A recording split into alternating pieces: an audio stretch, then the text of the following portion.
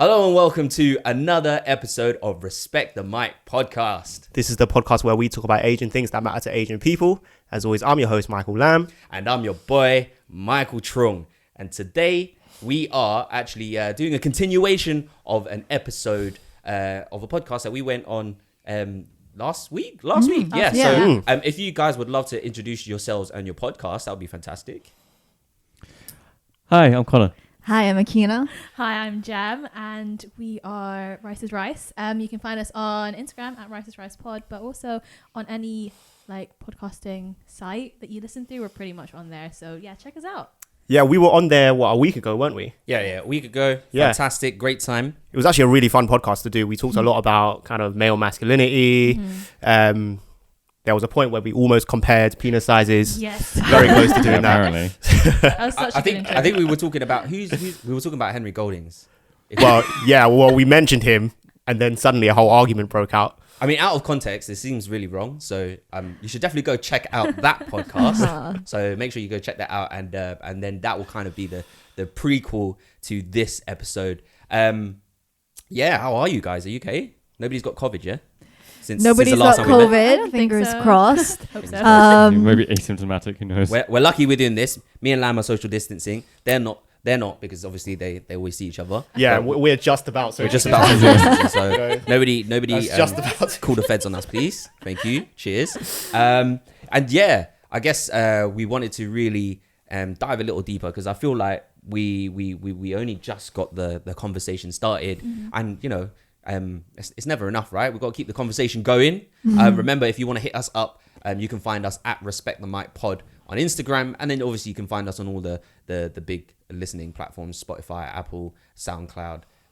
We're also available on YouTube. If you want to watch us and see our beautiful faces, more Lambs rather than mine. Lamb always has something to say about You looked great before you grew the hair and moustache, so maybe if you I cut knew it it. was headed there. I knew it was headed there. Look, Great. personal choice. Personal choice. But yeah, we just wanted to say thank you to everyone who's listening. Yeah. We appreciate all of the love that we're getting. So 5-star review Yeah, on please. Apple if you can. Make sure you write something and write something on Rice's podcast, you know. Just even if you haven't listened to it, just be like, you know what, this is amazing and other people may Please. listen. Because honestly, Yeah. this could be really, really helpful to a lot of people. Understanding our cultures, understanding all those microaggressions that you may not subconsciously know that you're doing. Yeah. But anyway, let's get into it today. I think what we wanted to ask you guys, because I don't think we really dived into that last time, is what is your story? Because we kind of know our story. Everybody knows our story. I think we kind of take it for granted the fact that we're living in this country, and we just we accept the fact that we're second generation immigrants, third generation immigrants, or maybe even first. But I think it's always interesting to know how we got here in the first place, because we're all products of kind of geopolitics, colonialism or some form of war or something or other. So yeah, we kind of just wanted to open that up and see what's your story? It's interesting that you started like that, talking about colonialism and geopolitics, because it's something I've kind of been paying more attention to recently. I guess you grow up and you actually think about your place in the grand scheme of things. And me and Jem are first generation Filipino migrants. So I think the history of Filipino migration is huge, and it stems from a lot of pain and a lot of political turmoil, and it's easy to forget that we're a part of that. I think because I think so. both of our parents worked. My parents, my mom worked in the NHS. Now she's moved on to the States, and Jem's dad still works within the NHS. Yeah. So you'll know that a lot of Filipinos make up the NHS workforce. Yeah. Yeah, for real. Yeah. You guys are putting yourselves on the line. It's a weird, because I've watched a video on Vox where it was about why were there so many Filipino nurses in the States. Yeah, I was just watching that. Yeah, it's crazy, right? And apparently there was a massive shortage in the US, so they trained people from the Philippines and then just brought them over to fill that gap. And then I guess it's kind of expanded to the NHS as well. Is that a good thing? Is that, has that given them prospect, life, or have they dragged them away? People wanted to volunteer to do this, right? Yeah. And think of a better life in the US. I think it's tricky to talk about whether it's a good thing or a bad thing, because obviously I mean, I'm speaking for both of us here, but it gave us the life that we have now. And my mom asked me last night when I asked her about her story, are you happy in the UK? Did you have a happy childhood there? And I was like, oh, that's a loaded question. She's basically asking me if she made the right decision to come here. Yeah. Wow. And I was like, That was deep. I was What did you like, say I never to it? thought about it, but yeah, I had a happy childhood. I think the UK is a great place to grow up. Yeah. And looking at my cousin's life in the Philippines, I wouldn't have had the challenges that they went through. But I'm not really answering your question. No, it's great. I'm kind of going around. It's No, good. no, It's it's good. all It's good. But basically, my mom is part of the wider story. She moved here from Singapore, where she was working before. So she migrated from Philippines to Singapore. And there she was unhappy because Singapore wouldn't let her do overtime. It was very strict on like, these are your hours. This is how much money you make. And it wasn't enough. And the whole reason for her to move away from her family, because I was like just born, maybe one, when she moved away to Singapore. The whole reason why she moved is so that she can provide. But if she can't even do that and she's sacrificing time with her baby, then what's the point? And she was telling me that she was just at a loss of what to do, whether she should come back to the Philippines or try to make life in Singapore and try to bring us over there eventually. And she was so dramatic about it when she was telling me. She was like, I was thinking about it, and I was thinking about it, and I was at a bus stop, and a bus came past with an advert on it, talking about like, oh, jobs in London, and she was like, oh my God, this is the answer. You can't write this stuff. That must be fate. It's so crazy how such a small, insignificant thing like I happens don't to know have how so much to trust her. Yeah, I think right. she Make up has something like cool. This Connor's sounds got suspicious eyes. she has a tendency to like over dramatize her Right. life, but she's like, this is the answer. So she asked around her fellow nurses, and they were like, oh, you know, actually that's kind of funny because someone's coming over from London to do interviews to bring nurses over there. And she was like, everything's lining up. This is where my life is meant to go. So she does the interviews, she gets in, and she migrates to London in January 2000. And I was asking her, like, what culture shocks did you face? How did you experience like British lifestyle at first? And she was giving me all these tiny things that she remembers, but I suppose thinking about it, that's what sticks, like the smaller things in life. She was saying, I remember looking at white people and thinking, this is like an alien like universe, because she'd see them in films, like Hollywood films, but she's like, they look so different. seen in the flesh. So They're like, different. wow, they're not as pretty as they are on screen. It's only the good-looking ones you see on screen. Now I'm seeing the normal white people. This is why I didn't get Henry Golding's role. It's so salty, man. Always stay salty, people. But that's cool. So she was shocked to see just white people in such a that was so commonplace. Yeah, Because she was always surrounded by Asians. She was also saying like she got here and she remembered feeling depressed because all the trees were dead and had no leaves, and she was God, like, yeah, "Oh my yeah. God, this place they have no beautiful trees." There's never sunshine. Where's the It always leaves? rains. And I guess she just didn't know about winter. And then she lives there for a year. She brings my whole family over, and we lived in Tooting, London, for a few years. I was a baby, and I remember thinking that like it felt like Disneyland because it was like just so busy all the time. Because we're from the provinces, like village, like. So you weren't Filipino used to like the village. city, Yeah. so life. many bustling people. Yeah, but she doesn't tell me about specific struggles, but I remember things like, okay, she goes to London so she can work overtime. So she does that, and she overworks and she does things like forgets to pick me up from school. Because she's like, she works night shifts all the time. So obviously she's a tired woman. And she'd tell me things like, oh, your teacher had to actually drop you off at the house because I was sleeping. And I was like, okay. I was like that kid, that's the last to get picked up. Yeah, but yeah. it went more extreme. Like my teacher actually had to bring me home herself. Wow. Wow. It's like, okay, I can tell you had a difficult time because of those stories, but she doesn't frame it in that way. I heard. She frames it as like exciting. She just laughs about it. She Wait, like, what oh, remember kind that of you time I like? forgot to pick you up? That was life, you know. It happens. It comes at you 100 miles an hour. Forget to pick up your daughter. Yeah. I mean, that's just a testament to how hard your mum worked to try and give you a life. And Yeah. I'm sure like a lot of, you know, the audience can actually relate. Like their parents are just working overtime. My mum Yeah. used to work like pregnant with like all of us, and there's a family of 4. Like she used to wake up at 5, go sleep at 1, and she'd be working pregnant. Like that's literally, my mum is like my inspiration day in, day out. And like I beat myself up because I'm like, yo, I'm not even like a fraction of her her work Of her work ethic, right? Yeah. you know what I Yeah. mean?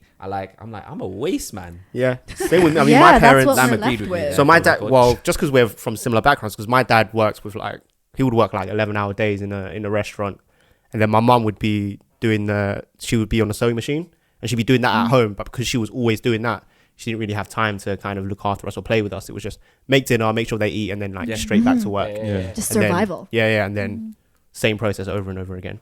Rinse Yeah. and repeat. So it's been a struggle for a lot of our parents. And then what about you, Connor? Have you got a story there? So every time I try to ask my granddad, he's like, no, why would you want to know that? And he just doesn't tell me. The stuff I have got out of him was he was a mechanic in Hong Kong, and then his mate was like, come to London, and he was like, sure. And then he ended up being a chef, like cooking in like hotels like the Mayfair and shit. Woo! And then I think he worked in a restaurant down south, like around Devon. And then Well, your grandpa gets around. or some, so he went down south for some reason, right? And then my grandma was down south. Her family emigrated to Devon, to her siblings, and he was like, check out this girl. And then they got married. Check this girl out. Yeah, and then they moved to Reading, fine and then legs. my granddad opened up a chippy, and like every good immigrant, why employ people? Why you can make employees yourself? So all 3 of my, my dad and his 2 siblings, they all worked in a chippy. He would be, because he's a chef, he would obviously be cooking back. And my grandma, she's not very good at cooking, so she would be the counter person, you know. Yeah, the front of Yeah. house. Yeah. And then like my dad and my auntie and my uncle would just be like working, like helping my granddad out. So Again, that's the grind, though. Do you know what Yeah, I he think? did. I think it's so incredible that he had a normal job in Hong Kong as a mechanic, but Yeah. as soon as you went to the UK, it was straight away. like restaurant cook Chinese food. Yeah, let's Chippy cook. or, Like it's just so weird how that like was just what like chef. the easy job just to take. But then that was kind of like the social situation, though, right? Like it was probably easier for them to do that than try and get a mechanic's job in a normal. Yeah, Yeah, of because course. they probably Because would. you don't need to talk to anyone if you're working back in the kitchen. I mean, it's kind of cool though because he worked like in the fancy hotels. He won't elaborate on how like what that was like, but He probably has a whole That's kinda- Yeah. backstory. he has Yeah, so true. he has so every time like my dad was like one time he was sleeping in his flat alone in London and he got like haunted by some person. Like what? And then he just left it there. It's like, Wait, great. what? The I ghost feel like story that was- needs more Yeah, there's- answers there's there. You can't just say he got Cliffhanger. haunted and then that was it. Yeah, he won't. But yeah, and then he had like my dad was born in Reading and kind of just like he did. I don't know how long the chippy was open for, but quite a while, I assume, because they managed to buy like a, I mean, I guess it was the 70s, so everything was cheap in the 70s. But he managed to buy a house using the money from. Do you guys still have that chippy now, or did you sell it? Yeah, on, he sold or- it long time ago. Did your dad take over it, or? Actually, so he had the chippy and then he bought the house because he wanted to turn it into a restaurant. So he installed the kitchen like ready to be a restaurant. And then he was just like looking around the house and was like, I kind of like this house. So then they just moved in. So the house that my granddad has, it has like a full on like kitchen in it, like with the massive Yeah. extractor fan and like a wok day, like proper. It looks like a. Does it have where the handle's at the bottom and you got to use your knee to?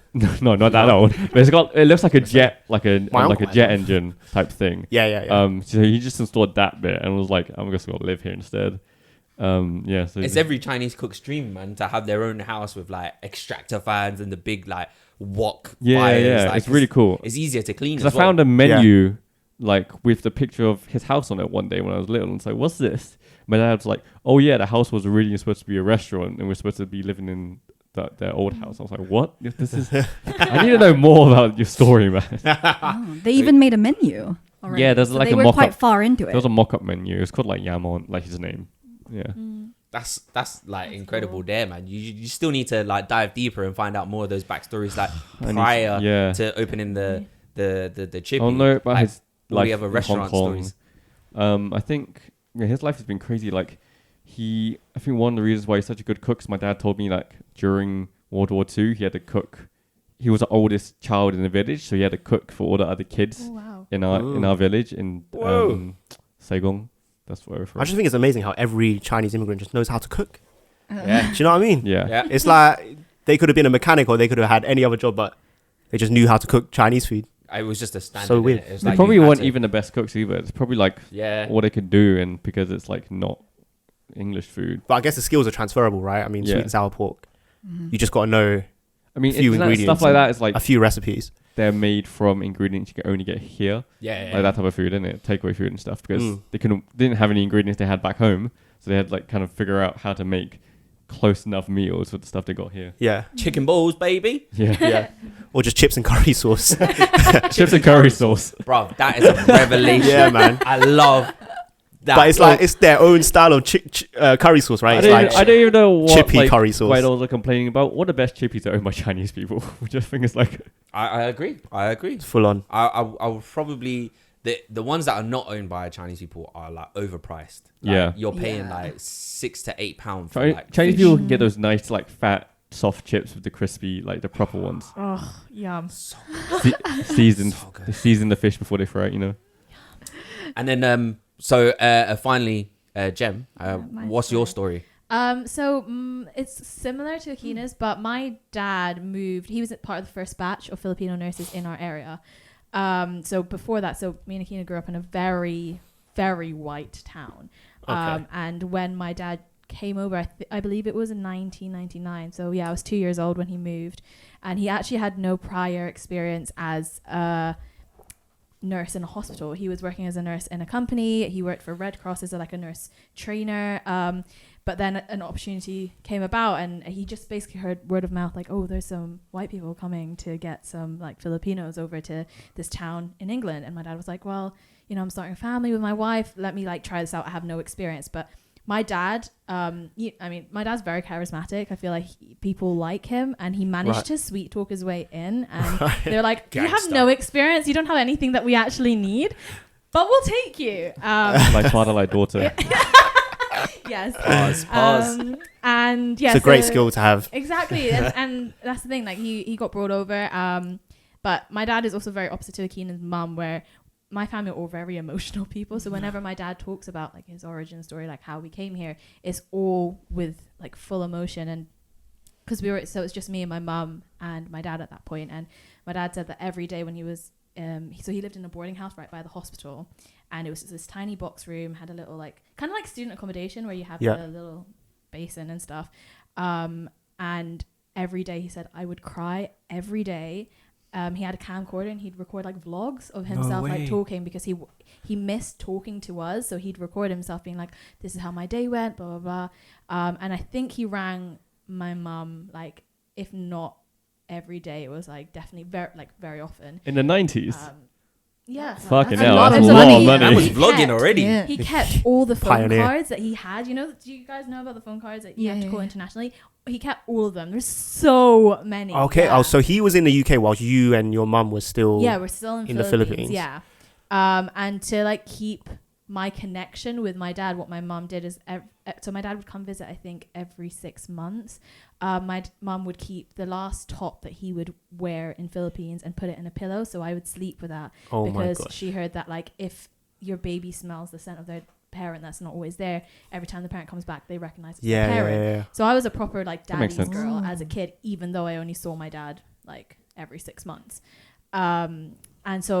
But my dad was really struggling, and I think it reached a point when he was starting to consider, do I just move back home? Because he got a lot of racism. I don't know if I've told you the story before, but there was a time that my dad was like walking to church. He didn't have a car because all the money he was saving up, he was sending back to Philippines or putting in his savings to bring us over. And he was walking to church, and a group of kids were driving past him, like they're in their teens, and they egg him. And he's like egged, but he's almost at church, and he's there crying. He's like, I'm gonna carry on going to church, and he came to church and like all egged and everything, and he was there like praying. My family were also very religious, Right. Praying like, God, like, do I stay here? Do I not? And then he got my mum pregnant again when he came to visit the next time, and then that's when he kind of decided like, now that we have 2 kids, I can't move back to Philippines because it's just we're not going to have the life that I want for my kids. So then he started working on getting us here, and we moved over in May 2001. And yeah, my little sister was like 6 months old. And it was tough. Like, I feel like I remember the first house we lived in, it was rented, and we didn't have a bed. We just had a mattress, and we just all sleep in the same mattress, and we couldn't all really fit because babies like move around. So my dad would sleep on the like plain floor. But he still had this goal that like within like 6 months to a year, I'm going to buy a house. So we just didn't spend on anything. Like, it was such a, we were very poor. I don't know if you started off the same. Really frugal, right? Yeah, really frugal. And we'd only spend on what we needed. Absolutely had to, So, and my dad did that. He managed like within like 6 months, I think we managed to buy a house, and we're still in that house now. We've not moved. And I've asked my parents before, like, do you regret having moved here? And they said that they don't regret it, but it came with a lot of pain because they were also so close to their families, and it was difficult to leave everything behind and start off somewhere where you don't know anyone. A lot of people at the time were also still very racist. They felt like outsiders. Yeah, for sure. And then seeing the fact that like us growing up with very, very different values to what they would have imagined us to have, that's always been like a conversation here where we've had to kind of meet in the middle. And my parents, I think that's the only time actually when my parents started to think like, was it the right choice to bring them here because they're not growing up with Filipino children. Funny. But yeah, ultimately I think like we wouldn't have had the same life at all. So yeah, that was it. And then they got pregnant again, little brother. Damn, that is so much to unpack. It's bears. Yeah. Firstly, your dad is an absolute hero. Like, oh my gosh. That's emotional Yeah. scarring. Yeah. It's for like life. like a Netflix film. Yeah. I think that's 100%. crazy. You should get Connor to direct Oh, story. Yeah. I just Life. remembered something else that my dad told me. Apparently, because my granddad moved to Reading in the early 60s, he was like one of the first Chinese people. He helped. I don't know what this even means. He helped establish the Chinese school in Reading Oh, Oh, that's cool. That could happen. because he's so like Yeah. early. Was there a lot of Chinese people in Reading? I think a lot of people from Saigon, which is like from where we're from, come to Reading for some reason. How would they know? Like, I think let's it's, all meet up in this is one of Reading, those guys. things. Like one person goes, and then they're like, "Oh, went to this place in England." And then they bring their friends and family, and Yeah, then yeah. kind of slowly But- builds the community. So he's like, he said help build. So I'm like, does he mean physically build Physically the school or Right, what? right. But then he's like, in Chinese school, when you have like Chinese New Year or Mid Autumn, you have like a special guest that used to be my granddad when they still would be run by like Cantonese, people. Now it's like switched over to. He'd roll up and be like, "Yes." He'll I be am like, Donnie. yeah, he'll be like the Made this one happen. sitting in like at the big table and like get all the He'll be right at the like, front. get when the lion like gives Yeah. the person like the lacy or whatever. That would be my granddad. That's cool. I kind of want to bring it back to your dad though. Like, Yeah. so he recorded those vlogs. Did you ever? Do you have them? Did you ever get to see them or? So my dad stored them somewhere. We have our old camcorder somewhere in the attic, but Yeah. he's very hesitant to like show us. Right, Like my yeah. dad doesn't cry very often. I think he's very hesitant to show us that side of him, like getting sad. But I want to see it because I think it's really sad, but there's kind of a beauty to that struggle, and I think it's really shaped my dad to the man he is now, because now he helps to employ people from Philippines and brings, he got sent by the NHS to Philippines to interview people to bring over, and he was like, I wanted to bring everyone back I because mean, he seems so empathetic. yeah. I think Yeah. he must have so much emotional intelligence to think, I need to get this off my chest, and just to be able to speak and just to be able to communicate to my family in some form of way, whatever Did it he is. send the tapes to you guys? Like I over think mail? he must have like shown them to my mom. I don't think Well, he actually whenever consent he'd come it. back. Yeah. Oh, okay. But he also would write letters to my mum like every day. They're a very romantic couple. They would write letters to each other all the time. We could definitely make a movie out of this.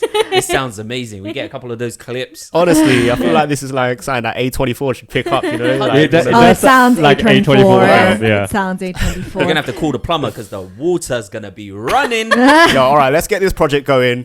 Connor, you can direct. Yeah, Hey, we wait. need to get some screenwriters. We need to Yeah, get some wait. actors. That's it. We need a budget. Yeah, we got Patreon coming, guys. Patreon coming, guys. Well, you know, Lulu Wang, she first told the story of Farewell on the podcast, and then it got made into a film by A24. So Oh, Whoa. wow. Here's the man. start If you're of listening, guys. You could actually make your family just like straight up balling after this. Yeah. I could.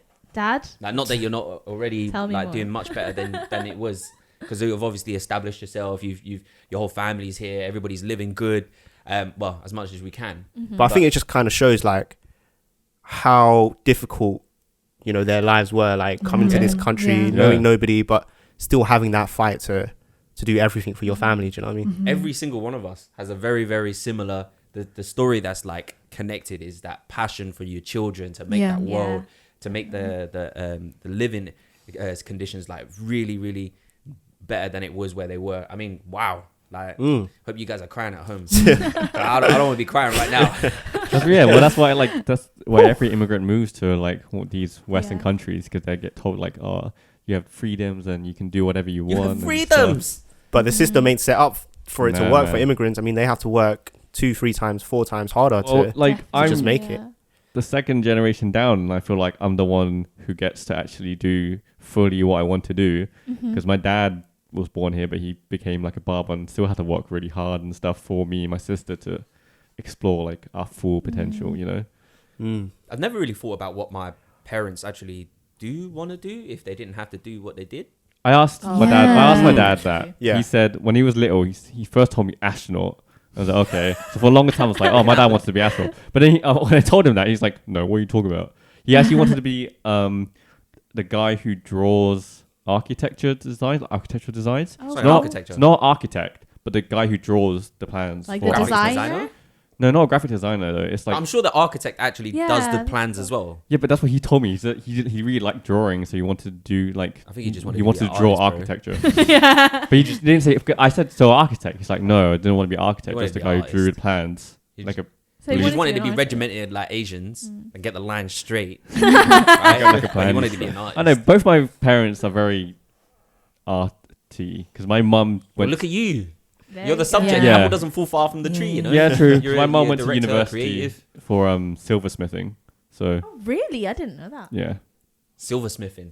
I feel like we were jewelry making. Yeah, yeah. Oh, I, yeah, felt, yeah. I felt like we went RuneScape for a second. Yeah, I'm old, innit? RuneScape. Shouts. Yeah, well, the whole story. Well, you guys' story is phenomenal. Like that's actually the Philly side. Woof. That's heartbreaking as well. Yeah, it's Yeah, yeah. amazing because I know you for so many years now. How old were we when we met each other? Like 6? Yeah. And it's just we don't talk about No, this. no. You kind of just take it for granted, right? You're just Yeah, like, oh, we're both exactly. here. Yeah, yeah. Yeah. And it's like a lot of your dad's story I didn't even know, and I didn't. It's the details. It's the Yeah. it's the like how poor we are when we first get here. It's like Yeah. cool. We forget that because like as you were saying your dad's story, I was like, yeah, we shared a 3-bedroom house with 3 other families, and we Yeah. have 1 room each per family, and it's the same thing. We just sleep on a mattress all together, and it's Exactly. like, wow. But also, what made me think about is what you were saying. Because our parents work so hard, we kind of have that pressure, and it's like the good side, but like the bad that comes with it, and Yeah. what Yeah. it's left us with, and it's like The fear of disappointment kind of your thing. parents being like, oh, you didn't have the Filipino values that Yeah. we thought you'd have, and it's Yeah. like it comes with it leaves us with a lot of Don't pressure Damage. yourself, man. Yeah. Take it easy. Is it when it comes to those sort of values? So when your dad is kind of like, I want you to, like, what does it mean when he had It's those Filipino values that you're not kind of? It's more, I think, like traditionally in Philippines, women are like a specific way, very like conservative and not very liberated. And I am very liberated. I'm very open-minded, and the thing is, so me and my dad, like when I said, we're very, very similar people. We're like the same person, but which is the worst. the opposite points of view. Like that's the thing. It's always like that's why like I'm very grateful for like who I am because of him. But we do have very, very different points of views in a lot of things. So it just means like a lot of the time we'll clash when I'm like, yeah, of course, like you're allowed to have sex out of marriage. It's my body. I should be able to do what I want with it. And he's like, no, but it's like Catholics and Catholics don't do that kind of stuff. And I'm like, okay, that's fine. And I feel like, because obviously within Asian households, it's still your parents are your parents and you have to respect them. So often it will have to be me just kind of dulling down my views and opinions and things to avoid any kind of argument, and also kind of coming back to the guilt that you feel that, gosh, my parents sacrificed so much for us to get here and I don't want to add any trouble to them. Because I know like my dad doesn't love nursing. Like he didn't want to be a nurse. He wanted to be a pilot. So it's just like I feel a lot of guilt whenever I do upset them or disappoint them, because I'm like, you did too much to get us here. You should be I don't want this weight on me. I just want to live my life free. I think like with the feeling of feeling pressured, you have to like manage it as well. Like you can give yourself that pressure to be like, oh, okay, I need to live up to how good that they were.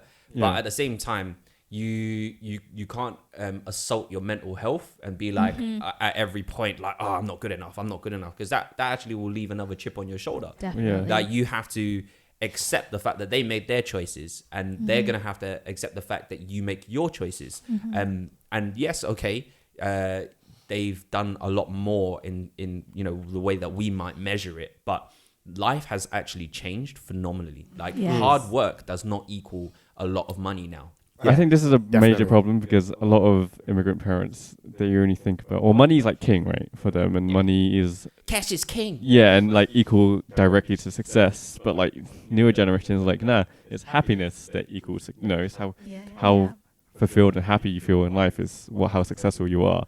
So I think a major thing is when you feeling like, shit, I'm like doing this like pussy shit, making money, well, my parents grinded like 12 hours in a day, blah blah blah. But you gotta remember, like, the real reason they came here is they came here because they wanted their family to have options and to have freedom and to do what they want.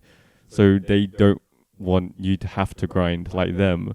So like, obviously use it as a what's the word for when you want to push? Use it as like motivation. fuel. Motivation. Yeah. Hey, My brain is really terrible. So use it as motivation, to push yourself, but always be aware that they want you to have a life that you want to have, not something someone else wants to have or whatever. I think that's like people forget that a lot. And I think as long as you appreciate what your parents did, don't just think, I take you guys for granted, I'm just going to do whatever I want. Yeah. As long as you know the effort that they put in to put you where you are now. And just every now and again, just be like, Mum and Dad, I know what you guys did to be in this position. I just want you to know I'm always grateful for it. But obviously, this is still my life. Just take some nagging now and then. Do you know what I mean? Yeah, and that's definitely kind of the conversations I've had with my parents. Is like, I very much stuck to a traditional route of like what they expected from me at the beginning. Like I went on to study law and I had a corporate job. And then I was realizing like it had a massive impact on my mental health. Like I just really was so unhappy, and having like the good thing about my family is we can also have open conversations with each other about these kind of things. And I said, like, I understand that me quitting something that is so stable and traditionally what is seen as successful, because I had the money, I had a stable job. Like if I stayed there, my life would have been perfect, I say. But like it would have had like an emotional impact on me. And then discussing with them, saying that, you moved over to this country and you had sacrifices so that we could have better lives, and we could have like we weren't stuck on one set route the same way that you guys felt that you had. We don't have that like immigrant mindset as such, because now we have options. Now we feel that because you've provided a better life for me, I do have that better life, and I don't necessarily have to struggle in the same way that you did. And then they kind of understood that. So they're like, okay, well, I guess happiness does matter, because to them, happiness was more like, is my family going to have a good life, rather than am I personally happy with Yeah. my situation. So yeah, I think that's how they kind of like were okay with me. We've just leaving all that evolved to be behind. more selfish. Yeah. I mean, you just got to live your life, man. You got to have some balance. Yeah. You got to work hard, but work smart, and use that, the stories that you have from your parents to motivate you to do better. When you feel like, when you're feeling down and you're feeling like, I can't bother to do something. I think I'd be like, shit, my mum was pregnant with me, worked, like slept 4 hours. Okay, I got to get up and clean the house. And if you don't remember to do that, just call your parents complaining, and they'll tell you that they walked 20 miles bare feet to go to the 1 hour of I don't school. even bother, bruv. I don't even bother calling my mum because I know I'll feel real Innit? worse after. I would Yeah. never ever. I don't even Bro, want to bring that. To there's- them. I'm just like, Dad, thank you so much for everything you did. I don't need to call them for them to tell me that I'm shit at life. They will text me randomly, being like, why do you not have a job? Bro, I'm with you, man. I'm with you. It's okay. My mum always asks me. It's okay. I go through this all the time, but at the end of the day, I guess your mum and your parents. It's the are way gonna they be happy. care. Yeah. Yeah. They're gonna be happy that you're alive. Yeah, and they're just worried that Yeah. like it seems to them like, oh, you're not doing okay. So it's like this Asian way of caring that Yeah. you really need to be adept to. Just make sure you're making money. You're healthy. You're not doing drugs, and you're not messing with the wrong people. That's pretty much Yeah. it. Like, and that will be like generic across all East Asian Basically, parents. Pretty much. Yeah. Like, that was quite emotional. Yeah, man. Lam. I think that was really interesting hearing like everyone's history. Yeah. It kind of just makes you think how much sacrifice your parents put in. This is the first time I've actually heard about a Filipino side of the story, because a lot of the East Asian stories for Chinese and Vietnamese is we just came over on a boat because the civil unrest and whatnot. Yeah. Exactly. So yeah, and you guys came over in the 2000s, whereas Yeah. we were here like in the 1980s. Yeah, my parents came in the 80s. Yeah, maybe yeah. early Your 70s. both your parents came over. Yeah, Once came over. Yeah. So it's and obviously yours is like slightly different because your granddad came over. Yeah, I had not met another. When did he come over? Or you don't know how It must much be early 60s. Shit. It's so. I only know one other person who's third generation.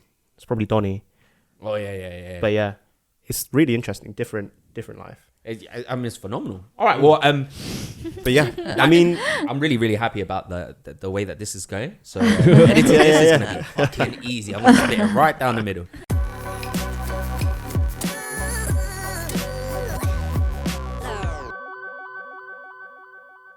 Let's open up the conversation that we were having on Rice is Rice. okay. Yeah. Okay. I wanna dial back into the whole masculinity thing because I think we touched on it, but we kind of Kept going off. we were diverging. We didn't touch literally, but we touched it metaphorically. Oh fuck, lamb. I couldn't help myself. It was right there. I think what we didn't ask is the opinion from the girls. Really, I think what might be interesting to a lot of East Asian males is and obviously because the landscape is actually changing with a whole of like K-pop and feminine males, or if that's how even to describe it, and a lot of people coming out with like non-genderization. Is that how you say it? Like when you're Like non-binary? you're not a he or a she. Non-binary. Yeah, When you're non-binary, non-binary. yeah. You're a they or a so yeah, like what would you view male masculinity as? Like how would you define male masculinity today? Like what makes you guys, obviously Connor is the example of your in a way where you'd want to see from male masculinity. When you think male masculinity, what would you want that to be? Or is it Okay. even a thing? Okay. Yeah. That's a good question. I have a word. What is it? It's gonna sound so like up my own ass. But like I think masculinity nowadays and how I want masculinity to be is just accountability. Like, are you man enough to take on all of the things that the world is putting on you? Like, I don't know, like Could you not say have though to that, be. like, can you not be woman enough to take on the world? Yeah, 'Cause I I feel suppose. like a lot of women are stronger than men in some senses. Yeah. But yeah, I kind of get what you mean with accountability. It's just Accountability, I agree. responsibility, right? Yeah. Yeah. It's like, okay, though the world is saying you need to be a attractive to women. You need to be strong. You need to be whatever a man needs to be. And it's up to you to be like, okay, being a man doesn't mean beating up other men, or being a man doesn't mean like having sex with lots of women, and being accountable to think about that and just steer yourself in a way where you're thinking, this is wrong, this is toxic, or this is a man means protecting your own and protecting who you love. And it's like, I guess using masculinity in the right ways rather than ways that hurt. I think that's like a deeper, it's like personality question about masculinity. I kind of get what you mean. You don't want to be over dominating another person because you're a male. I think that's a good word, like dominating rather. Like take that sort of masculinity and just use it to focus on your own stuff and how to improve yourself, rather than using your masculinity to compare yourself to other people. Yeah, because we did an episode on fuckboys, and it's like they encompass all of those toxic masculine traits, and it's like, do you have the guts to look at your fuckboyish behavior and be like, okay, let's think about that? Yeah, because that's the thing. I'm very like just not into like alpha male masculinity types. I think I find it very like intimidating is the wrong word, but it's just like I can't bring myself to be around people like that, because I feel like I'm then put into a box to act in also like a very feminine way. And actually I think for me, I often question like what even is masculinity and what is femininity, because that's all been decided by people in the past. Like why has it been associated that if you're strong, oh, that's a masculine trait, or if you're emotional, that's a feminine trait? I don't that's why I kind of whenever like when I'm dating, I don't look at it more as like, oh, I want someone like masculine, or like, oh, he was very masculine. I'm just kind of, I don't associate like character traits with femininity or masculinity at all. And I think this is the issue, because I have a little brother who's 15. Yeah, he's 15.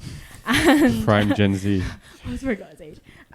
He must be going through the works right now. Yeah. 'Cause this is a minefield of a landscape. I feel like it's easier for younger kids though, because they're more. I don't think so. Do you not think? Not with I don't think so. Instagram. Yeah, and social media. Like there's a lot of behaviors that are indoctrinated because of the social media landscape. Yeah, yeah, definitely. And I think it's also, if you're a kid and you're also growing up with parents who still have like a very different mindset into what masculinity is, traditional values, then that's all confusing, because there's social media saying one thing, like your friends are saying another thing, your parents are saying another thing. And my brother is also very emotional. Like he feels things very deeply. But I feel like it has had an impact on his mental health, him trying to be a man, because what society has always said is, don't cry. And my dad is also a man who doesn't really cry. So I heard that women like it when men cry though. Oh, I love it. When a man is like emotionally vulnerable to me, I'm like, you're emotionally intelligent. And I think it opens up conversation. And I think that's a very important thing, because I think a lot of things within relationships, if you don't open yourself up vulnerably to your partner, it just results in a lot of miscommunication. No, that's true. Very, so very true. Men and cry. Connor, obviously you did define it kind of. I think you have different traits, right? Yeah, well, I think the main thing is masculinity. Positive masculinity is just to be confident in what you are. So don't become like, if you want to be like super butch and like be super strong, then do that for you. Like if you want to be like that, don't try to be super strong to prove to someone that you're are a man. Or just to impress. If you want to be emotional, because you feel emotional, be emotional. Don't be emotional because a girl told you like you need more. You need to be confident in your traits and how you are as a person. I think that is what masculinity is, to be confident, But I think it's so difficult when you have so many voices and so many opinions. You think that kind of sway you from what to think. And I think it's hard to stay true to, this is what I want, this is what I feel, and this is what I see. Super hard. But then someone might be like, oh yeah, you should be like this, or like this got me girls, maybe you should be more like this, and you're like, oh, maybe I should be more like this. I think But I think it's really difficult to stay true to who you are and like not be swayed by definitely. outside forces, especially with social media. So many voices, so many opinions. Yeah. I think even for myself, it wasn't really directed, like the masculinity part for me growing up was not affected by women so much. It was more affected by my small stature, right? And so when, I've been in a couple of occasions where I've been mugged or almost mugged, and it's usually like some guy who's like twice my size or, much bigger than me. And I think that played on my psyche a lot, like being pushed around. So the masculinity part for me was being able to protect what's important to me and being strong in that manner to be able to like actually physically fight and stand up for myself. So it wasn't really because of women per se, because like it was definitely more because of the way that other males had behaved and treated me. So it was like, but that's still for you though, isn't it? Because you feel safer and you feel. yeah. I think small man syndrome, bro. Yeah. Don't test me, brother. Fuck. I think Check out these abs.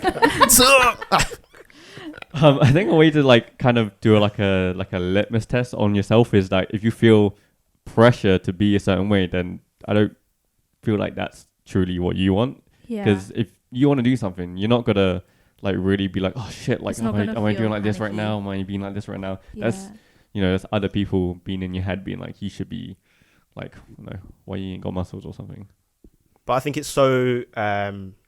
I think it's almost behavioral for you to want to be liked by other people, right? No one wants to. 100%. No one yeah. wants to be. We're hated pack by animals, isn't it? everyone. That's how You know. Yeah. people. So it's males- hard to take. How much do I want to be liked, and how much do I want to be myself? Yeah. It's kind of like a difficult balance to play against because you don't want to be. You just turn out just to be yourself, and then everyone fucking hates you. You're like, oh, maybe I need to change myself. I'm being true to myself, but I got news for you. I'm being it a bit doesn't of a matter prick. either way. I mean, it's kind of easy to say, okay, if they don't like you for who you are, then why are you even hanging around with them? But Yeah. it's not so simple sometimes. I feel Yeah. like even in a workspace, Oh yeah. you may have to behave a certain way to feel like you kind of fit in. Everyone's got a yeah, white you can't voice. turn up to work being rude. Yeah. You know? Well, yeah. I mean, when I'm at work, it's like, oh hi, yes. How may I help you today? Yeah. Put on that posh English accent. Yeah, Yeah, 100%. yeah, white Like when voice. I used to do children's parties, I'd be talking to them on the phone and be like, "Hi, yes, my name is Michael. Yes, I will be coming to. Yes, Captain, fantastic, Yep. fantastic. Yep, You got And when I clients turn up, who- they're like, "What?" They were really confused. I'm like, "I'm here for the children's party." Oh, amazing. Okay, yeah. I know who you are. But the reaction was just like shocking. They just never believed that I would be like a Chinese dude. Yeah. Yeah, that's how it is. Yeah, we're a subject of our environment, I guess, but it's important for those who matter in your friends, in your family, social circles. That's it. That Yeah, you kind that's of it. behave how you are. You be who you are, because otherwise you're just gonna, the lies will eventually unfold. Yeah, there's only connections that matter. Like, if whatever business, if you're making money, just do what you got to do. But don't, because the closest people you shouldn't really lie to. Because then, like, if you're lying to your closest people, then how do you know what you are to yourself? Then you're kind of like confused internally and stuff. Yeah. But I would say that's different from code switching because that's kind of like a comfortability thing. Do you guys know what code switching is? No, what is code switching? Because code switching is when someone, like, quote unquote, acts differently depending on who they're with, even if they're like friends. So I would like, when I hang out with my friends who are dancers, I'd be like kind of roadish and be like, bruv, what you doing? Like that stuff. But I can't see in real life. I think You can I would explain. definitely, Yeah, a lot of people. Yeah, do yeah, that. it A lot of definitely Asians happens. code Yeah. switch because we're not Asian Americans. We don't have this, BC like identity that everyone can kind of fall into. So we would hang out with brown kids and black kids, and then we would hang out with white kids, and we would hang out with like those like yappy Asian kids. Like you gotta code switch between them because it's kind of how you survive and blend in. I think it's tough to put that pressure on yourself. Sometimes I will do it for the situation. Again, I'll code switch because of work. Comfortable, yeah. And then obviously some other people might be kind of intimidated by the way that I speak sometimes, because some people go, oh, Michael, you got like a kind of a lot of energy, you're kind of loud and shouting. I'm like, this is just the normal way that I talk. Yeah. But I don't want to feel like someone is pressured because of the way, like I think there is a fine line. Like you can be yourself, but at the same time, you have to be respectful of how other people are. And in different situations, Don't be a different dickhead. cultures, people just behave differently, right? Yeah. Like East Asians are typically more, what's the word for, like lower energy. Like they try to be a little bit less showy, Outlandish and stuff. I don't know what the I know what you mean. adjectives are. And then there are some families, white families who will be more louder and more open to be like, fuck off, mum. Whenever I hear a white friend say that to their parents, though, A flinch. I'm Yeah. like, It's a shocker. I die a little inside. Yeah. I die a little inside. But it's understandable to have to code switch for different people. It's like when I go to my mum, like I will speak to her in a certain way as well, because that's respect. course. It's respect as well. I'll come. But sometimes you have a different repertoire with different people. So the way I speak to my mum, we have like a relationship where I act a certain way just because that's just been our relationship from childhood, right? Yeah. But then when I'm with my fiance, it's obviously very different. I'm not going to act the same way I do to my mum. And I think that's like when I'm with you guys, I don't even realize I'm doing it, but I always like end up more road than. And I don't even realize that. Like osmosis. Yeah, and then Trang's just like, you're so rude with Akina in front of your does friends. the same. I'm You like, said the same thing. I don't even because- realize it. Yeah, the first time I saw you with your dance friends, I was like, "Who are you? Like, why are you talking like? Who's Who this are sexy you?" guy? Oh my god, he does like Like a whirlwinds. different person. It's just so good. I love it. Yeah. I think it's just normal, right? Like, are there any friends that you hang out with that you might behave more different? Like, if you're in a gang of girls, How are you speaking now? This is my Filipino accent, so Okay. I actually sound very, very different when I speak to anyone non-Filipino. I've kind of adjusted with the podcast because, like, I would consider this as my real accent because this is how I talk to myself in. But when I'm in my British accent, I'd probably talk a little bit more like this. So, my name's Jemima. It's very British. Like, no one can really understand. snap, you, the like- switch up. It's Yeah, completely- I feel it. Very so- southern. Yeah, it's a very southern accent because I also You grew up went in to a very a posh girls' school I as well. did. so- I went to like a Catholic or girls' school, so everyone I was around had a very like posh accent. Yeah. And then I went to uni in Liverpool, and I remember coming there, and they're like, "Oh my gosh, you're so posh." And I was like, everyone's like "This Liverpool. is just- I think it's sometimes it's so seamless the way you switch it up. You don't even notice. Yeah. Do you know what I Yeah. mean? I mean, I've been doing it for years, so it just happens without, like, even on the podcast. Like, sometimes I will go like fully hood when I'm like busting jokes on you. Yeah. But then, like, when I'm introducing the show, I'm like, "Hey, welcome to Respect the Mic." And there's- sometimes you go thick Cockney accent as well, and I'm just like, where is that coming from? Where is it What's made you bring that one? I mean, it just happens to me now because I'm an actor, bro. I just switch it up, go train. And Yeah. sometimes Is that I'm accent? Australian. Is that accent you want to like learn and like want to master for acting? I want to master like an Irish accent. I Is it? know Oh, Irish yeah, accent. so Irish random. accent. I could do a Scottish. I can't do Irish. Oh, do it. I'm from Scotland, Monkey. and yeah, Sit I've down. been you sit down and Sit down. have some haggis and That's pretty good. It's not. I love how we do the accent. We just throw off every single cliche and Yeah, say, have some haggis, you Haggis. Scottish. everything you know about Scotland is untrue. Right? Untrue. But Irish I can't do. It's just I just completely go left. One thing I always tend to do is when I go away on holiday and I'm abroad, I don't want people to think that I'm like a mainland China tourist. I sound So- more British on So holiday. I'll just bring on my British accent, Yeah. like more. I'll just be like, hello, mate. Same. Same. I did the exact same thing. I'm like, oh, bloody hell. Like, Yeah, I've yeah, never yeah, said yeah. that in my life. But Bloody on hell. on holiday, I go like proper English Yeah, to yeah, make yeah. sure people know. And it's funny because, was I with you? No, I wasn't. I was in a Walmart once. Who was he with? I was actually with another girl, but Minefield there. Wow. that was before we got together. But I was in a Walmart once, and then like we were like buying some snacks, and I was talking to my friend, and like it's these two like really chatty valley girls in front of like, oh my god. And as soon as I started talking, Great accent, great impression. yeah, great. As soon as I started talking, they like was silent, and like, you know when someone looks at, you can feel someone looking at you. I could feel these two white girls look at me, being like, "This is a Chinese boy, but he sounds English. Like, what the fuck's going on?" Like, mind couldn't their keep mind going. was like, they were like glitching out. Errors In flagging the up in their States, brains. in the States, it's crazy that they're like, no one can understand like what's going on, because like you should sound like, you know, like, hello, how are you? You should sound like that, Yeah. but you sound like fucking Or you should sound American, innit? yeah, or like Asian American, but you sound like you're in a Guy Ritchie film, you know. Yeah. I mean, it's just weird anywhere that you take an accent that's out of the place. Like when you hear a thick Australian accent here, it's like, oh, okay, you're Australian. It's just interesting to see how the where you've lived has molded your accent. Like I didn't know that I didn't know. Except for Kina. Kina's accent doesn't change at all. She That doesn't change. weirded me out as Filipino. a kid. No, and it's not. Really It's not Filipino. even a Filipino accent. It's just very American. I think. Yeah, It's it's funny. American Filipino, no? It's funny because you code International switch like school. crazy. Yeah. But I never picked that up. It's almost like I picked an in between that wasn't either, and it just stuck. And I found it really hard to explain to everyone that, like, I grew up here. Yes, I'm Filipino. This isn't a Filipino accent. It's not So what American. accent is it? Like, I What don't am know. I? Because what was it? We were trying to think of, because she says specific words in the British way, she says specific words just in a the muddle of Filipino all of way. them, innit? Yeah, it's like proper, like, it's not one that you can categorize. Yeah.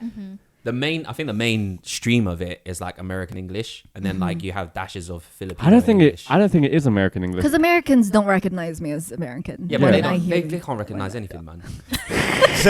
No, I mean, I love you, American but viewers they, and listeners. but they can tell that it's not an American accent. Yeah, yeah. They're Yeah, like, yeah, it's yeah. definitely not I think it's American. more Most of an people- international school. Yeah, most people assume that I went to an international school. I don't know what it is. I think I just couldn't decide on one. So I'm like, we'll just make a new one up. Bit of hybrid. Unique. It's a unique accent. Yeah. The Aquino accent. Yeah. Yeah, just start school. I tried to teach her Yeah. like Speak like like southern like slang stuff, like not saying T's and shit, basically, like water and stuff. It's really funny when people who are British try to say just water, because they really pronounce the, how do you say it, Kina? I pronounce with a T. How do you say it? I say water. Water. Same, Oh, I say gosh. water. Well, obviously My, having it. my American family love it when I say water. They're like, When you water? say when you say Water. when you say bottle of water, Bottle. but without no T's. it. Yeah, I don't bottle like of it. water. Water, yeah. Yeah, bottle of water. I can't say that. Just to kind of like tie up that that kind of masculinity section there. What do you guys think masculinity is going to be like in the future? Like in 10, 15, 20 years? Hopefully, Do you think like, the landscape's going non- to change again? I hope so. Non-defined, hopefully. Yeah, I think it's going to be undefined. I actually think right now isn't it a trend that men pick up like feminine traits, like men are okay to wear nail polish now, or like dress a bit more feminine. And so people are starting to open up their minds that like masculinity doesn't just mean this one thing.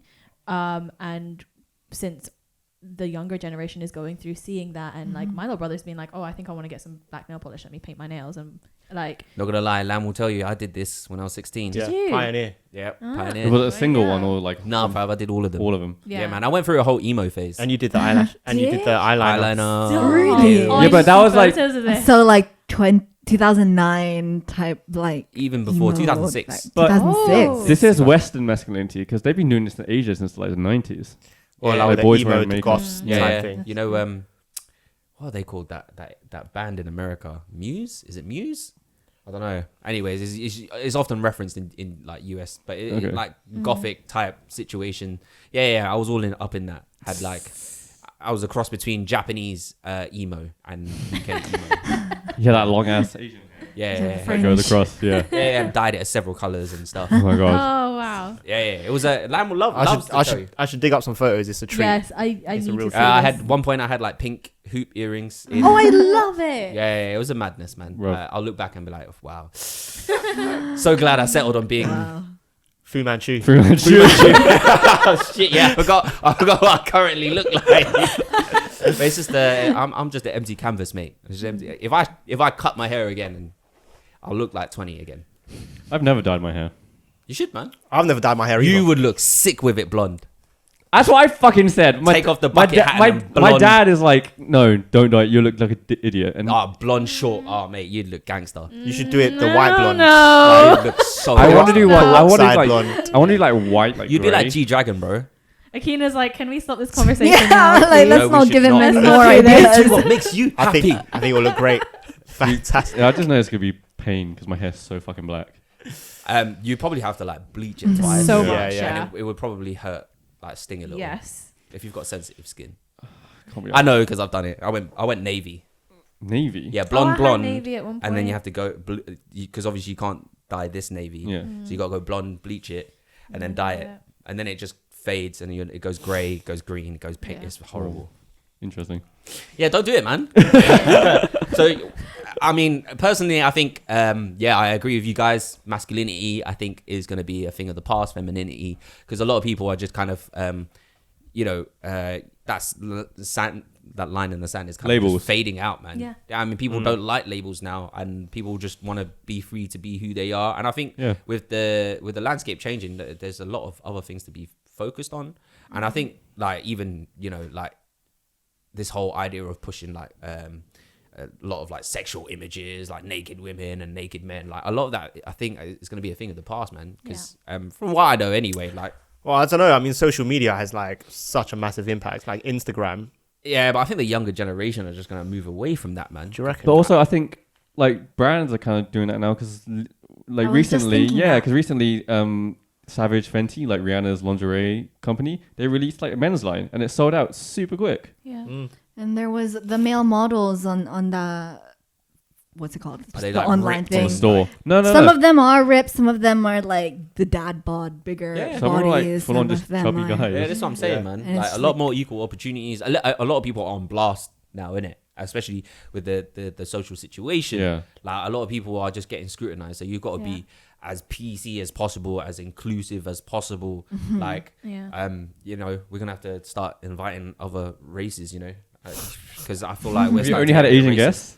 We've only had East Asian guests. Bruv, Oh, really? what is Only this had East Asian segregation? guests. Well, originally, just to kind of back us, is we wanted to open up the conversation for East Asians, because we feel like a lot more East Asians were, I guess, submissive in that sense, where didn't really want to talk about how they feel. I mean, a lot of East Asians just don't open up, and you that can actually affect you like mentally, like big time, man. Like you got to open up and talk about how you feel. And we just wanted to have more East Asians on screen, or like our voices heard more them often. opportunities. So it's a big reason why we had more East Asian voices. Yeah, but I think eventually we'll open this up, man, and we want to find out more about everybody else once there's definitely a landscape for East Asians. I think we're almost there, bro. Yeah, definitely. There's like getting there. 20 odd podcasts now that I'm seeing East Asian podcasts, so it's like phenomenal. I just think the whole immigration experience is so interesting. Just hearing where everyone came from, like the different Unique story. cultures that come in, like how they got here, why they got here. It's all so diverse, With One so many step different at stories. a time, Yeah. We're just two people. No, yeah, we'll get here. We'll get there. Fucking look at what we started like a year ago. They were like, you guys are doing a podcast, we were, and then probably Rice's meet to meet Rice you. to Rice to meet meet. you. That's all I knew about. Yeah. Like, and I'm glad that we're seeing a lot more East Asians piping up. Guys, if you got your mics, you put it out there. Tell your friends, man. Let's get the conversation started. So yeah, Asian masculinity, thing of the past.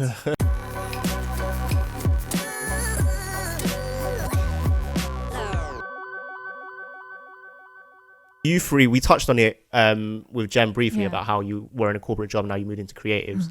But you all come from a creative background, and you guys are all doing something in a creative space. Do you think your identity and your culture, the fact that you guys are immigrants, how does that kind of impact your art, or do you think it ever will? Who wants to go first? Like, where do you think it fits into your whole creative process? Don't all shout at once. I can go first. Yeah. Honestly, I have no idea, because I've been creative since I was like 5, because I've been dancing since I was like six. I've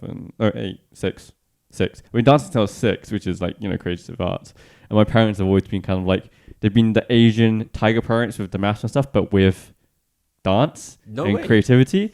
So for me, it's kind of always been normal, and they always kind of drove us, me and my sister both, to like, you have to like be, it's so funny, it's like, so it's an art form, right? Dance is an art, but they were like, you got to be so good, no one can deny that you like should have gotten through that battle or should have gone through that prelim. It's true though. So they like Shouts to your mum. they did the same type of parenting like people would expect for school or whatever.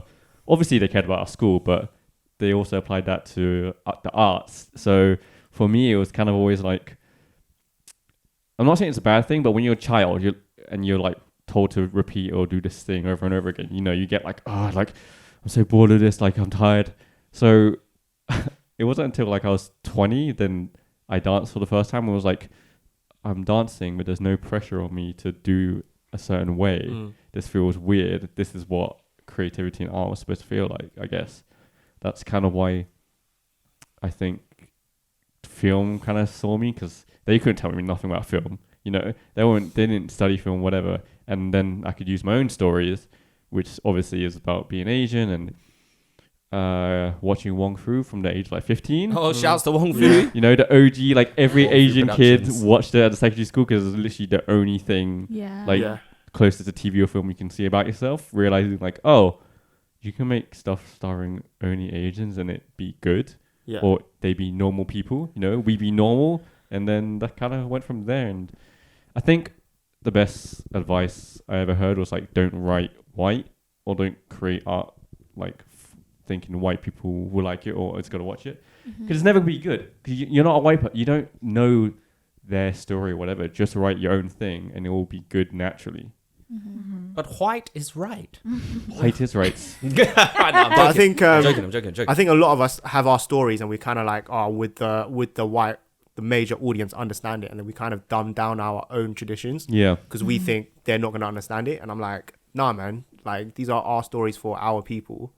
If they don't understand it, then they should just catch up and just learn about it. But I kind of feel naturally, I think we kind of patronize them a bit. Like a lot of them will understand our cultures, but it's just up to us to show them. And I don't think we need to sacrifice our art to make it more palatable for them. I think we should just kind of be bars. we can just kind of be That's how you get plain stuff, innit? Like Yeah, not even bad unforgiving shit. about it, That's yeah. how you get just plain stuff that is like you watch it like, yeah, sure. You forget it, because even if you watch something bad, you won't forget it because it's bad. You just get stuff like in this middle ground that's like nothing. yeah, exactly. I mean, Lulu Wang said something kind of along the same lines about the farewell. She was talking about how she put in so many specificities about her own culture, Chinese culture, and she was confident that will translate well to the Western audiences, because she believed that there is familiarity in the specifics and the specificities of different cultures, and you're like, it's not alien. It's not like no one will understand it except the Chinese. You come to understand it because it connects to family, it connects to identity, it connects to things that we know. And those are very human things that everyone can feel across the board. If we immigrants can understand all these white people's like weird ass traits and their stories for however many years TV's been alive, then they can definitely like, understand Yeah, ours. they can like understand. It's not hard. It's just how you tell a story. It's just about storytelling, you know. Just be a good storyteller. Yeah. Definitely. Shall I go next? Yes. I was thinking kind of half and half while you were talking, because it's one of the things that I've never really thought about either. And it went back to kind of our experiences as like first immigrant kids. And it's like a lot of the time from when I was like 4 till 17, I spent alone because my parents were working. My dad would be working through the day. My mom would be sleeping because she worked through the night. So it was just me with my dolls, with my books, with my like 5 VCRs, watching them on repeat. So it kind of, I think, made me into this super existential person that's thinking a lot. Yes. Jem will know So that deep. like I go through every kind of quarter. Like 4 times a year, I'll be like, who am I? Like, why am I here? And it's like, I just go through this spiral. And I think I've always done that. And I think film, because I was left with those VCRs that I just keep watching over and over, was the way that I can answer things for myself. So I think if I were to like boil it down, is why I chose filmmaking as like a route, because it's the art that I most familiarized myself with. I don't know what else to say about that. I think I was going to take psychology because I was like, let's try to pick apart why humans are the way that they are. But then I realized that takes a lot of work, and like I'm not really like a science-y kind of person. When you're thinking about this as a piece of art I'm going to create, do you think about your identity and like your culture and like how is this going to play into my art? Or is it just kind of, this is something that I want to do and I'm just going to do it without really thinking about why it is I want to do it? Or I just think this is something that I'm feeling connected to right now. I'm just giving me inspiration. I'm just going to go out and do it. Or is it more do you think about why it is you're doing it? Like, what's the purpose of this art and why it's going out there?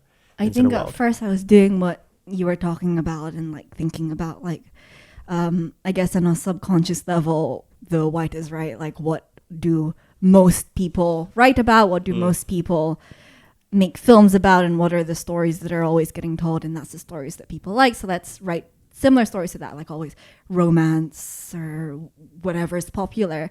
And then into my 20s, I started writing about our own experiences as Filipinos. We made a film about a Filipino family living in Earl's Court, which is kind of like the Filipino hub in London. And we screened it at the Earl's Court Film Festival. And it's just experimenting more with how do I tell stories that I know in my bones. And it's like, how do you make Authenticity people is like key. this? Stories, Yeah. right? Yeah. Yeah. Yeah. Jem? Wait, Jem, can I just cover my ass before you? Yeah. So- go. I'll cover your ass. Because just in case my parents who listen to this, I would want to say I'm very lucky to have parents like mine. Because to be fair, like as a family, we're known as like a kind of black sheepish family because my parents are very supportive of the arts, and both of them themselves are very creative people. So they understand, like they're not like other Asian families that you only do arts to get the grade or to get credit, you know, like musical instruments or whatever. They actually wanted me and my sister to do well and do something with it, take us to like ballet shows and, you know, introduce us to films and stuff like that. So I just want to say that I am like, put just them in on case blast. they're think- listening. No, I think Yeah. it was It was pretty nice of them yeah, to- because Yeah. to like actually be tiger mums and let you do like stuff in the arts, man. yeah, Yeah. no, My mum's, it's like constantly cussing me. completely weird to like have. It's unnatural to hear Asian parents be like supportive of the arts. So Yeah. I am very lucky. Shouts to Connor's parents. Yeah, me and my Hee-ho, sister. So ho. Me and my sister are like super lucky for that. Bare lucky. As a kid, I was a bit of a dickhead about it. I knew that now, and they know that I know that. So, you know, hi mom, dad. Covered. Don't cut that out, Michael. No, it's staying in, bro. It's gonna be opening up the episode. Jem, lay it down. So with me, I think I was always naturally a very creative person as well. My first form of art was fine art, so I'm a portrait artist, and that's kind of what I did throughout school. And my art specifically, like I said, I only really do portraits, and I was more because like I was very interested in like human stories, and I felt like the best way I could tell a person's story was through like painting them. But it was mainly surrounding women. I've always been like a staunch feminist, like these beauty standards, like they think we should always look young and always look beautiful. So a lot of like the art that I used to create was all of surrounding women and beauty standards. And my parents were also very supportive of my art. They was like, you should do more, like why don't you do like commissioned pieces and everything like that, which was really nice. But they also still were like, you know, still you need a proper job kind of thing. And because I felt like as a kid I love art, but I didn't want it to become a burden, which I felt like during school when they were telling me what was right or wrong and grading my pieces, I felt like that went completely against the whole idea of creativity, because creativity shouldn't be measured. It shouldn't be like this is the right kind of creativity, this is the wrong kind of creativity. So I was like, I'm not going to study this. And yeah, like I mentioned earlier, I studied law, did the corporate thing, and then whilst I was working my corporate job, I felt very unfulfilled. So I got into a scheme at the National Gallery and I became a young producer there. So both with like content production and event production. And that really was like amazing for me because I basically not touched art at all when I was at uni. And that was the first time in my life that I didn't do that. So it was nice to kind of get back in touch with it and also meet fellow creatives that I never would have met before. And we're a very like diverse group. We range from like, I think our youngest was 18, our oldest was 25 at the time, and all from different backgrounds, very multicultural as well. And I learned so much from that program. That's when I first started looking into like film content production kind of thing, and met amazing people and got like a mentor and everything. And then that's kind of what gave me the confidence to quit my corporate job, because I was like, I feel more fulfilled in something I don't get paid for than something I get paid for, and why don't I just go and find a job that I can enjoy and make money from. So now I work at a creative agency, mainly within the film production team, but also like creative strategy. And I'm like the happiest I'm hella poor, so poor, but I'm so happy. And I think following on from that, there's one woman that I work with who's the head of film production in our company. And she's kind of become like a real mentor to me. And she said to me, like, right, realistically, like, obviously we're in a creative agency and you're making a start to your like film career, but this job probably won't fulfill you creatively, because ultimately we're still making films for corporate companies. It's not like we can be really, really creative and explorative with our art. So what I would say to you, still carry on creating outside of work, and that is where you find more fulfillment. So I really took that on. And then we started like Rice is Rice. And then also I've recently, I don't know if you guys have heard of BAM, like British Asian Media. Yeah. I'm part of BAM now.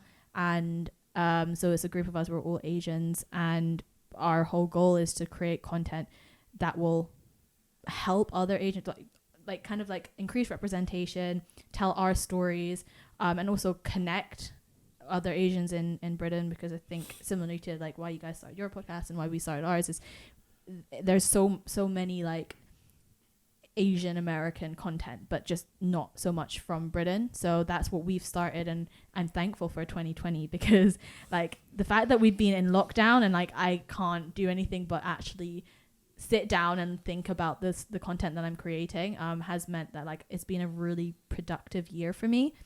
And I guess that's kind of how I tie in because before, like I said, my culture didn't really touch any of my fine arts, but my culture now is like part of the film that I'm kind of like touching on. And it's exciting. It's really exciting, because I think I was very ignorant growing up, to be honest with you, in terms of like the British Asian community and the struggle. All I knew was kind of like my parents' struggle, or like your parents' struggle, that kind of thing. But I never really thought into it. I didn't do much reading around it. I was like, oh, well, it is what it is. Yeah. And I'm a massive people pleaser. And because all of my friends were like, majority of my friends were white as well. It's just like, oh, I just want to be British, that kind of thing. And it's only this year where I've really felt so connected to a community and have met loads of people. And now I feel like I'm in a creative flow where I just want to tell our stories and really give it a platform. Because it's just, we don't have that yet. And I think the great thing is right now that we're all starting to come together to create and to do something about the gap in media, the gap in society. Yeah. Really, yeah. And I think to build that sort of community, you kind of either have to see it within the arts, or you just have to be more kind of closer to politics and closer to social issues and things like that to kind of build that community. But a lot of people aren't politically aware. Like a lot of people just don't want to be involved in that just because, you know, it's quite boring and it's quite it's just not everyone's thing to be involved in social issues and things like that. So that's why I think arts is so important, because if there's a way to be universal about these topics, it's through art, it's through film, it's through seeing it on TV, it's through exactly. So to me, that's why I think it's so important to get these stories out, which kind of leads me on to the next question. Kind of, if you had kind of like an unlimited budget and you can do anything you want with your art, like unlimited money, what would be the one thing that you'd want to put out there as kind of like blockbuster? This is what I want to show the world. I have an idea for a film that I've been working on. It's literally just like about my dad when he was growing up in his 20s. So like he had like a bunch of Chinese friends, but they were also all born here. So it was just like a group of like second gen British Asian kids in the 80s, like, you know, racing down the motorway and shit, just going hustling. doing just like, you know, just it's like Young and Dangerous. It's like us and the noughties, Trocadero. It's like Bear Luck Tomorrow-ish. Who would you get to play your dad? A 20-year-old though, probably like, I don't know, Harrison Jr. My dad would love that if he played it, man. I was hoping you'd be like, yeah, you know what, Mike? You can play my dad's best mate. He's really short and he's bald and he's like loads of facial hair as well. Fuck you, Connor. Everyone always gives me the shit, man. What the fuck? All right. Yeah. What is that? What you would do? Just that? I think just make it like what's the bells and whistles? Classic, like just like a classic film, but is purely like British East Asian, not like Chinese film set in Britain, not a British film set in China, like a film about British East Asians that represent us. Because representation is about what you said about the little bits but the Specific. The details. Yeah. Yeah. the specifics is how you really get representation across, you know. So like this whole cross culture thing, because it is a new culture, you know, British East Asian. It's such a weird in between that none of us can define, but we all understand and have similarities of Yeah, it. like the takeaway thing is a whole different thing to in America, because in America it would be restaurants, right? Yeah. So that's a whole different thing. That's So, why they were able to make that fresh off the boat, Yeah, because it was more around restaurants. yeah. You could call it Rumble in Reading. I'm not calling it that. You're welcome. PS hate that idea. Rumble in the Bronx, Rumble in Reading. It's got the kind of feel that. Never mind. We'll brainstorm it, bro. Okay, sure. So it would be a movie, and the genre would be kind of drama, or would it be Like coming of age, but like as long as it's like purely British East Asian, like it's not either way. It's like there'll be no like what's it called, like production company control, like, you know, like whoever's like really distributing it being like, oh, I think we should make it more Chinese for the Chinese market, or more British for British market. Nah, it's like right like in between, like this is the story and this is what's gonna be. But you have unlimited money, bro. Yeah. You're the Exactly. production team. Exactly. So You're that's why I don't What's, want no like. What's one of the specifics that you think would resonate? I think the whole, I don't know. It's just, it's really hard to describe the specifics, but you know when you see it, and you know, Yeah. it's like it's one of those things that you can have to try and like write down the unwritable. You know, write down something that's not there. To me, I just kind of imagine a scene that I would have in my childhood, and just think, how would I bring that to life? Something like that. Yeah. You know? Like aunties and my mum in the kitchen doing spring rolls. Then my dad playing mahjong with his friends, and then karaoke being blasted. I think one of the Yeah. I think Then one you of the come main into the things room. would be like Sunday roast, but we'll have rice on the plate as well as like mash and other stuff with it. 'Cause that's what my family did. A mahjong table in the back. Yeah. And some aunties on them, and all you hear is. Yeah.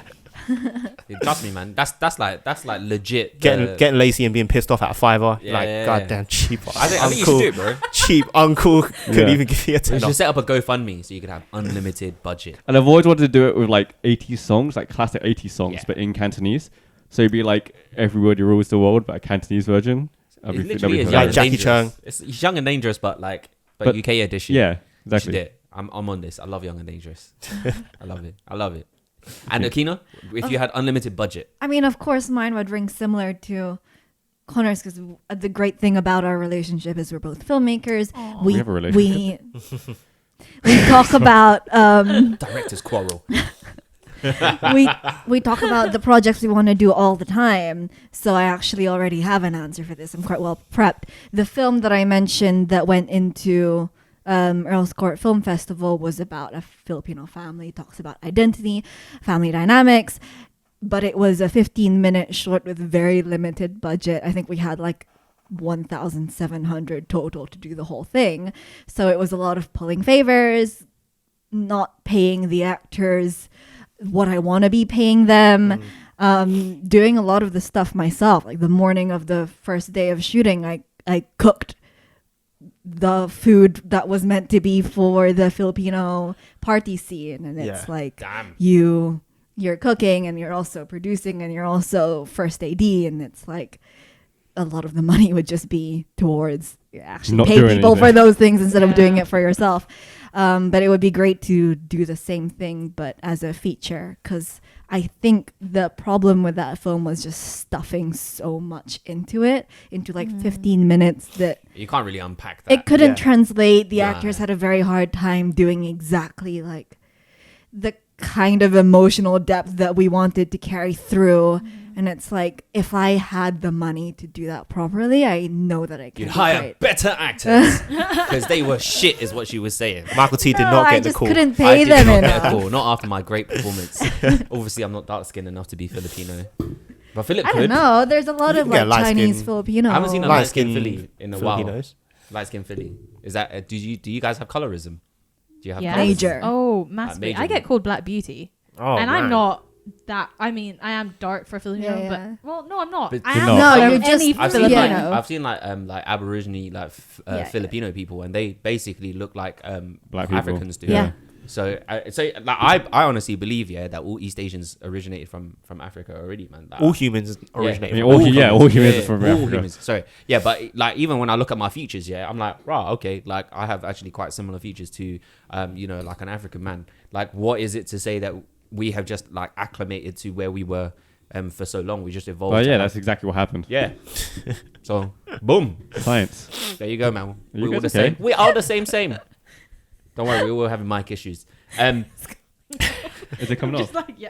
Oh, okay. Just gonna hold it. It just shows for the record, Jem has dismantled the mic whilst we haven't even finished. But I think I'm yes, just gonna hold it. Jem, do you have something that you would create if you had unlimited budget, no restrictions? I think right now I'm very much in the mindset that I think I want to end up working within documentaries. So I think I would want to do a documentary, and but maybe not just one. I think maybe it'd be interesting to have like Series? a series and exploring kind of, say, if thinking specifically about like my family, having like, I don't know, an episode focusing on obviously the parents who have moved over, telling their different stories of multiple parents of who have moved over, left their children, that kind of thing. But then also an episode talking about the family that they left behind, like as in their own family, as in their parents and their brothers and sisters, how they felt, and then about the kids and because for me, I think I know I struggled a lot with my cultural identity, so exploring that side of things. I've not really ever really thought about this, but I know it'd most likely be a documentary around that topic. Everyone wants to do a film, basically. Like moving I think image. it's kind of like one of the best.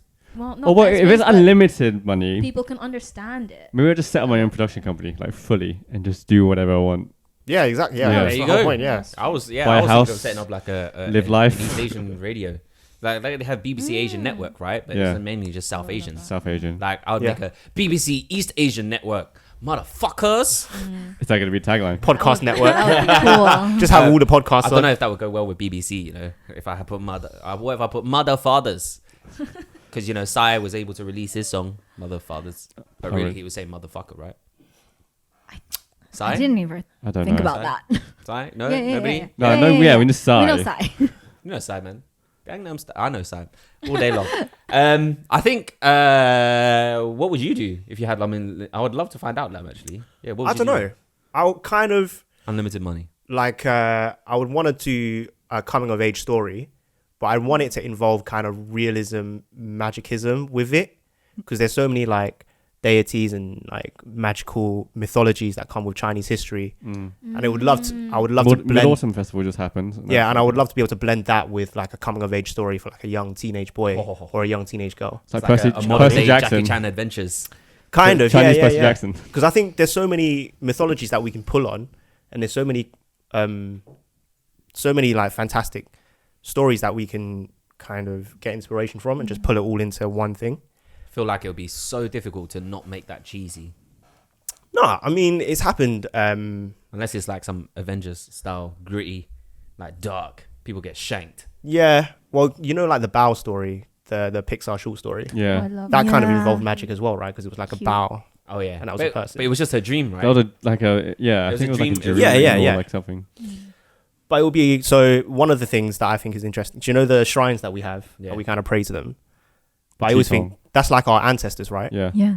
And then imagine if that was like a portal that you can kind of jump into, and then your ancestors would like take you, and then you can go to different points in their history. Oh, don't then drop you it can all see down, the- man. the- Some of the- those- Yeah, Protect your It's too intellectual sick. property. I'm sorry, It's I too was just sick, bruv, like, it's too sick. well, you asked me in it, so I was just kind of I'm like, gonna cut this I out of the like that, podcast. though. It's actually too sick, bro. Right, People right, gonna right. people gonna keep that. Honestly, if I see that on a trailer, I'm like, that's my idea, bro. better give Lamb some money, bro. Reach out to him for the full idea.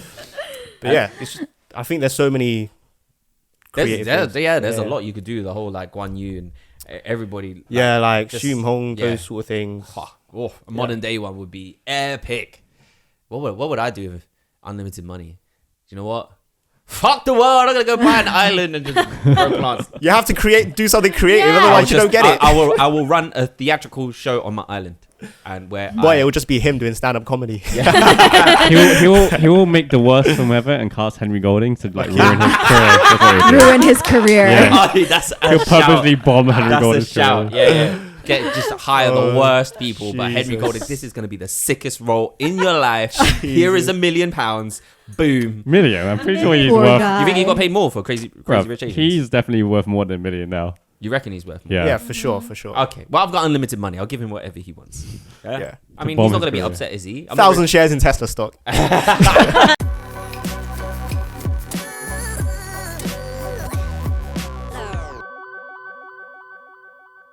Yeah. Okay. Let's just quickly finish Enough off with quick something fire. really light-hearted. Yeah. I mean, we've really gone in deep and So, it's emotional. Might cry. all right. So this one, I done last time for another Wait, guest, but I let's think intro. it's So this is Lamb's quick fire questions. yeah.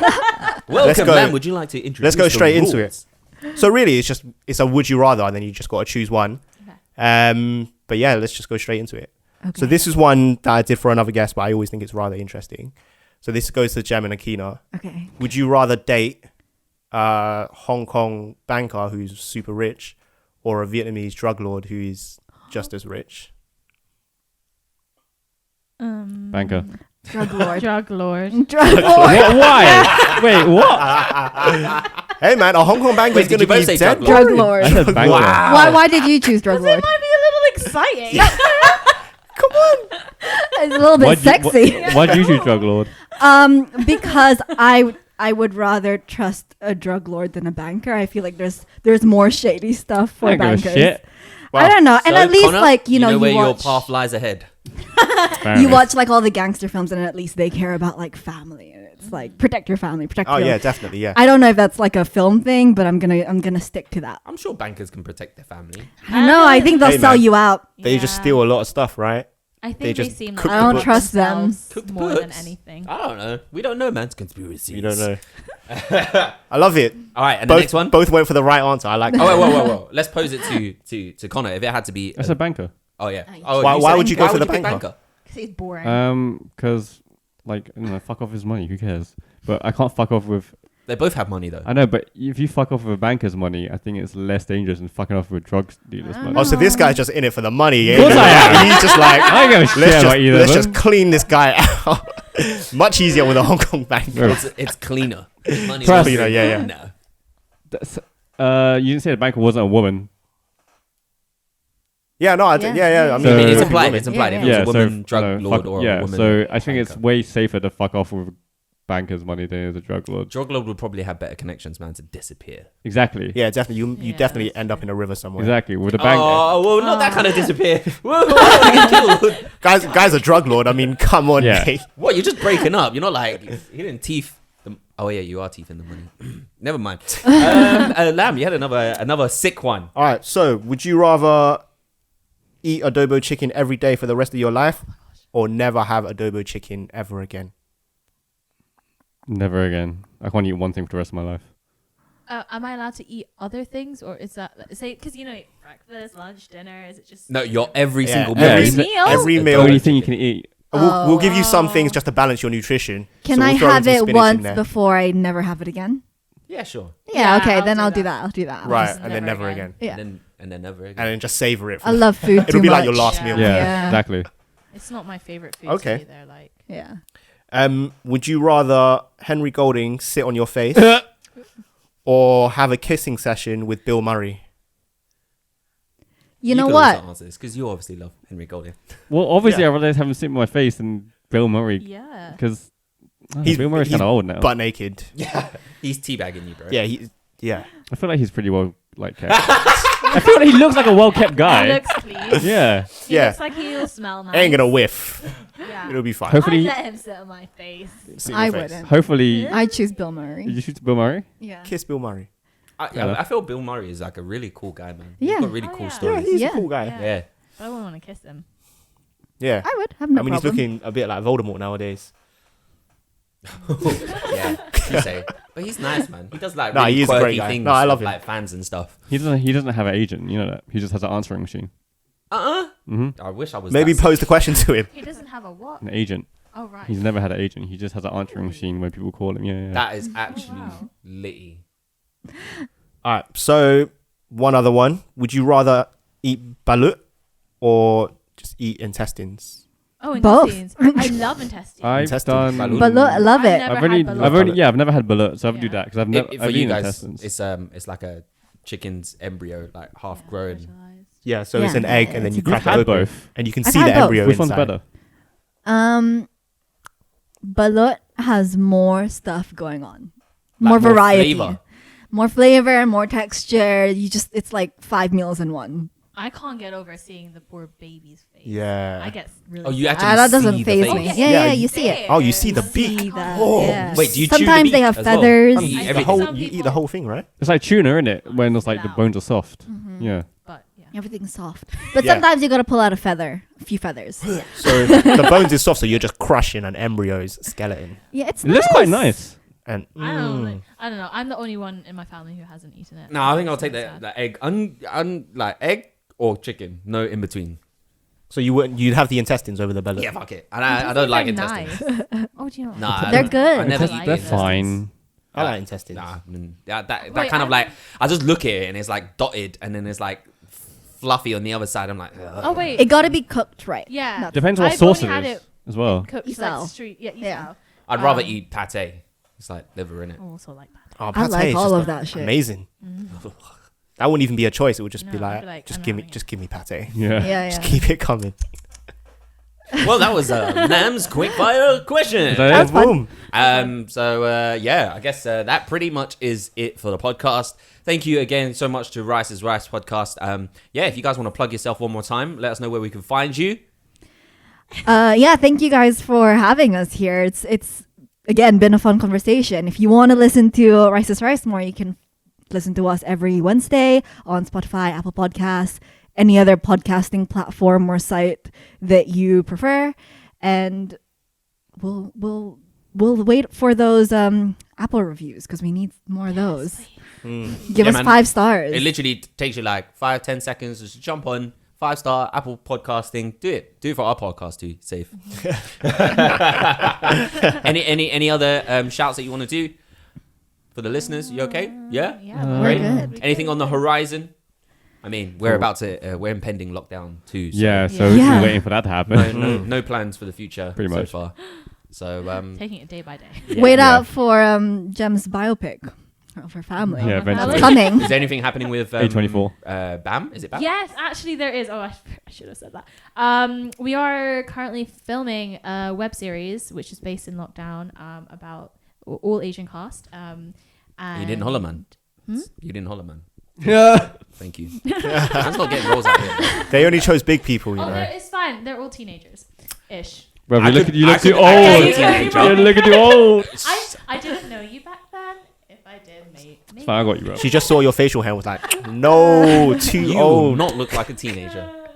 No, okay, yeah. So where can we find Yes. when is this so coming that out? Should be coming out. If all goes well, we're gonna start filming next week, and it will be coming out in. Are they all part of the same household? No, so it's all via Zoom.